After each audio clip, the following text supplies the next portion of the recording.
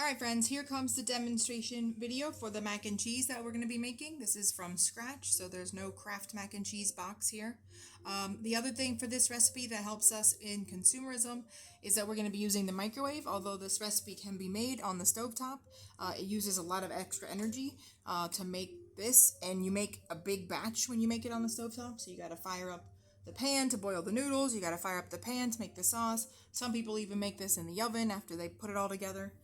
In this case, we're going to be able to learn how to make a small portion control, like we talked about with the lava cake. And that way we won't have a lot of wasted food at the end, and we'll have less energy used to cook it. So the first thing you want to do is use your pot, right? So our mug is going to be our pot that we're boiling our noodles in. You're going to place the noodles in the pot. In this case, we have about half a cup of what I'm calling partially cooked noodles. I partially cook them for you for this lab just to speed up the process, because that is the one thing, noodles and rice and other grains like that don't cook faster in the microwave, because they don't really cook. They just like absorb water. So depending on the thickness of the noodle, that's how long it's going to take to cook or get soft. So we're going to use the microwave to heat the water up, but it's still going to take a little bit of time for the noodles to get soft to your liking. So I'll have them sort of halfway done for you. And if you did this at home, you just probably have to let the noodles sit a little bit longer to get finished. Remember, we don't measure liquids in here. Now, we measure them in here. You need 3/4 cup of water, and you can use that measurement right there on the side. And then this is going to go into the microwave with everybody in your group. So if you have 2 people or 3 people, 3 mugs, 2 mugs at the same time, you're going to put them in there for about 3 minutes on high. And someone needs to keep an eye on the microwave as these are cooking. If you see that the water starts to boil, you want to stop it even if the 3 minutes isn't finished, because you don't want the water boiling out. You want the water to stay in here. That's what the noodles need to cook. So it usually takes about 3 minutes, but just in case, keep an eye on it. I'll be back to show you what it looks like and what's coming up next. Alright, again, keep a close eye on it. Once the noodle water starts to boil and steam up, you want to stop it and take it out. Don't grab the bottom. Use the handle. Now you just take this noodle water mixture, put it off to the side while you make your sauce. Let that finish cook the noodles. In this bowl, we're going to use a paper bowl for time's sake, right? But we're going to mix up some ingredients to make our sauce. The first ingredient in a lot of cheese sauces is a thickening agent. In this case, we're going to use cornstarch. If you've ever worked with cornstarch, you know it can be a little bit messy. If you spill it or drop some, just be careful. It kind of has like a very aerated volumes into the air pretty quickly. So just be careful with it. When you measure this, you're going to use your leveler to level it right back into the container. So again, scoop and scrape just carefully. Okay, this goes into your bowl. Please put the lid on this when you're done. It would be a real pain in the butt to clean up, I promise. And now we're going to use some milk. So in this case, because the measurement of milk we need is in tablespoons, we don't use this measuring cup. This doesn't use tablespoons. You use tablespoons, the big tablespoon, to measure this. This has to do with the surface tension. The reason you can safely or accurately measure a tablespoon of liquid in these cups / spoons is because of surface tension. So the bigger the container gets, the weaker the tension on the surface is, which makes it more likely to spill. This is a small amount, and so the surface tension on this tablespoon is strong enough to kind of keep it in there from spilling. Also, we never measure over the container that we're mixing in. If you spill a little bit, it's not a big deal. I can clean it up off the counter. But if I spill into my bowl, I can't necessarily clean that out, right? And I don't know how to compensate for the amount that was spilled. So I would much rather have a little spill onto the side rather than into the bowl. We're doing 3 tablespoons of milk. And then you're going to whisk this. So a whisk is another item you're going to grab with the leveler from the utensil area. See? Clean up the spill. Done. Okay, when you whisk, you're breaking up that cornstarch in there. Once the liquid hits the cornstarch, it gets pretty clumpy. So you got to kind of do your stirring technique like we practice. Whisking back and forth. And you're doing this until it gets foamy. We don't whisk in a circle. That's less effective. We whisk side to side. Makes the bubbles happen faster, which is what we want. After we get this whisked up, we're going to add the cheeses. Yes, so we're going to add the cheeses and the butter. You throw that right in there. This is a 1 teaspoon of cream cheese. It's not a lot. The cream cheese in this recipe is used more for the texture that it provides rather than the flavor. So if you're sort of, I don't like cream cheese, trust me, you're not even going to know it's there.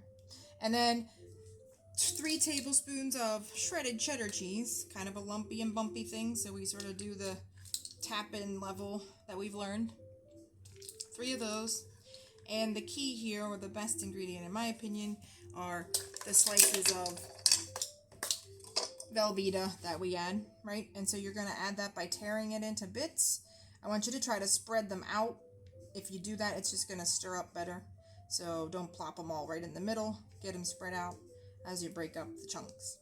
And after this is going to go in the microwave for 30 seconds. And that's just going to be the first step, right? So this is a sauce, and sauce takes time to incorporate. So you're going to notice after the first round in the microwave that it doesn't look, you're like, whoa, this is kind of funky looking, but just trust me. Okay, so 30 seconds on high. All right, so here's what she looks like after the first 30 seconds in the microwave. Kind of meh. We're going to help her out by stirring, okay? So stir carefully. You have a small container here. You don't want splashing it everywhere. Kind of chunking up those cheeses and butter. But again, this is only the first stirring step, so you're not going to get that cheesy sauce appearance just yet. Okay, so what we're going to do now is add our noodles. So before we add them, we need to check and see if they're done, just like if they were boiling on the stove. Okay, so I'm going to pull one noodle out, put it off to the side, let it cool enough so I can pick it up and give it a sample. Yeah, I think that's done to my liking. If it wasn't quite done to your liking, you could let them sit, or maybe give it another shot of 30 seconds in the microwave. But at this point, we definitely need to drain the water out of here. We don't want that extra liquid in our sauce. Okay, so if you can imagine that this is my sink, right? You're going to use this big straining spoon. This is one of the items that you might have noticed hanging in your kitchen, just kind of like waiting for someone to use it. This is when you get to use it. So you're going to take it over the sink, not this bucket, over the sink, and just get rid of all that liquid. Okay, and now our noodles go into our sauce bowl. And we're getting a little full here, so stir again with some carefulness and sort of get all that stirred up. We still have 1 minute and 30 seconds to go for cooking this. So again, don't look for that wonderful creaminess yet. It's coming. Okay, so like I said, 1 minute and 30 seconds now on 60% power. Hopefully by now you're getting good at changing the power level. Okay, 1 minute and 30 seconds on 60% power. And what you need to do is stir every 30 seconds. Okay, so be smart about it. Don't set 30 seconds at 60% power, then 30 seconds. Set 1 minute and 30 seconds at 60% power. And when you go to take it out to stir it, you don't reset it. The time is already there. You can just stir it, put it back in, hit start. All right, when I get back, this is going to look much better. Then we're going to season to taste. That's the best part. Here's after the first 30 seconds at 60% power, getting a little more creamier and meltier, a little thicker. Okay, we're getting there, Back in for that another 30 seconds. All right, here's the second 30 seconds. What I did, I'll have these extra bowls out for you. It's starting to get a little hot to hold on the bottom and stir, so you could just put your paper bowl in there. I want you to use the paper bowl originally, though. It's going to save time with dishes and also allow you to take any extra if you're not feeling it, eating the whole amount. If you're full from lunch or if mac and cheese isn't your thing, you can take it home and share it with somebody easily in that paper bowl. All right, again, it's nice and smooth now. This is way smoother than the first time we stirred it, even more smoother than the second time we stirred it, and we got one more round of 30 seconds to go, and it's going to be super smooth. All right, last round of stirring. Much thicker and creamier, nice and smooth.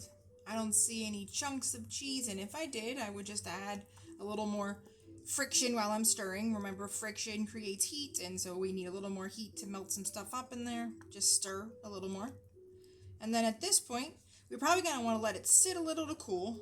And remember, everything that comes out of the microwave needs some standing time. Okay? So we should be able to take our paper bowl out. This guy's clean. Leave him sitting for the next group. And now we need to season to taste. So this is the part that we're going to have you practice. a lot of times throughout 7th and 8th grade. After we get beyond 6th grade cooking, we're going to just do a little bit of it right now, because seasoning something is kind of a personal thing. Some people like a little saltier, some people like a little spicier, right? So it's hard to say exactly the right amount of seasoning until you've practiced doing that for your own palate. So in this case, I would recommend 3 things for sure: garlic powder, paprika, and onion powder. Remember, all the spices are over on the side in the spice rack. Okay, so you can grab the seasonings. There's a couple other ones over there that you could explore. Chili powder. There's some Old Bay. Some people like that in their mac and cheese. The one thing I would not add until you're definitely sure you need it is salt. There is a lot of salt in the cheese already. The cream cheese, cream cheese, the cheddar cheese, and the Velveeta slices. So this is probably not going to need directly salt. And please remember too, you can always season more, but you can't unseason something. So you put a little bit in at a time, tasting in between to make sure you get it right before just adding a bunch and then tasting it and realizing, oh no, I gotta throw this away. It's unedible. I added too much seasoning. P.S. I want to quickly mention, if I didn't in the beginning, the cornstarch is stored above your sink, kind of like where your baking soda is. Just make sure you grab the one that says cornstarch. Okay, season to taste. So I would do like a little dash. This is the garlic powder, just a little bit. We're talking about a little bowl here, right? We don't need a lot. And if we need more, we can always add it. A little paprika, and a little bit of onion powder if you want. I'm going to even go one more level up and add a little bit of parsley flakes, just because I like the taste of parsley, and it also kind of gives a little garnish effect to the mac and cheese. That's it. That's all the seasonings I have for this little bowl right now. Brush them in there. Get it stirred up. Oh yeah, getting much creamier and thicker from sitting. Remember, standing time is important, so you can see the texture difference just from that few minutes of letting it cool. Oh man, this is looking pretty good. Okay, now taste, right? Be careful, it's gonna be a little warm still. Then, ooh, yummy, look at that. Okay, all right, give it a taste.